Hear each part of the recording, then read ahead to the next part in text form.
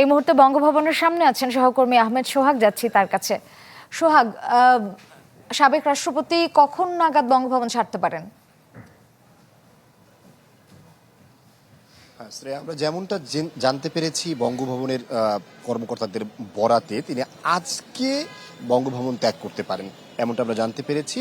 তবে যখন 12টার পরে তিনি বের হবেন এমনটা আমরা যখন জানতে পেরেছি, সুতরাং তিনি যখন বের হবেন তখনই আমরা নিশ্চিতভাবে বলতে পারবো আসলে যে তিনি আজ বঙ্গভবন ছেড়ে যাচ্ছেন। তবে যেহেতু গত শুক্রবার তিনি যেদিন পদত্যাগ করেন, এরপর থেকেই আসলে তিনি বঙ্গভবন কবে ছাড়ছেন এবং বঙ্গভবন ছাড়ার পরে তার গুলশানস্থ গুলশান 1-এর যে বাসা রয়েছে সেই বাসায় তিনি উঠবেন এমনটা আমরা নিশ্চিত হয়েছি। এবং সেই দিন থেকে আমরা জানতে পারছিলাম যে আসলে রোববার নাগাদ তিনি হয়তো বা বঙ্গভবন ত্যাগ করছেন, যদিও আইন বিধি মোতাবেক তিনি আরও 1 মাস এখানে অবস্থান করতে পারবেন এমনটা রয়েছে। তবে তিনি খুব অল্প সময়ের মধ্যে ছেড়ে দিবেন এমনটাও তিনি একটি গণমাধ্যমে টেলিফোন আলাপে তিনি জানিয়েছিলেন। মূলত এখানকার যে পরিবেশ, সেখানে তেমন বেশি পরিমাণ আইন শৃঙ্খলা রক্ষাকারী বাহিনীর সদস্য এখানে দেখা যাচ্ছে না।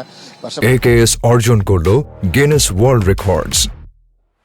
AKS এখানে যারা আইন শৃঙ্খলা রক্ষায় যারা আছেন, অল্প মুষ্টিময় যে সকল সদস্যরা, তাদের সাথে আমরা আসলে কথা বলেছিলাম। তারাও ভিতরগতভাবে যেটা জানিয়েছে, তাদেরকে প্রস্তুত থাকতে বলা হয়েছে। আজই হয়তোবা যে কোনো একটি সময়, বিশেষ করে দুপুর 12টার পরে তারা আমাদেরকে যেমনটা বলেছেন যে এই বঙ্গভবন ত্যাগ করতে পারেন তিনি। এর পরবর্তীতে আসলে যেহেতু সাবেক রাষ্ট্রপতি শাহাবুদ্দিন চুপ্পু তিনি তার শারীরিক অসুস্থতা দেখিয়ে রাষ্ট্রপতি পদ থেকে প্রায় 21 মাস আগেই পদত্যাগ করেছেন বা ইস্তফা দিয়েছেন, সুতরাং সেই প্রেক্ষিতে তার যে শারীরিক অসুস্থতাগুলো তিনি উল্লেখ করেছেন, তার জন্য চিকিৎসা নিতে তিনি আসলে খুব অল্প কিছুদিনের মধ্যেই হয়তো বা বিদেশ যাবেন এমনটাও তিনি জানিয়েছেন।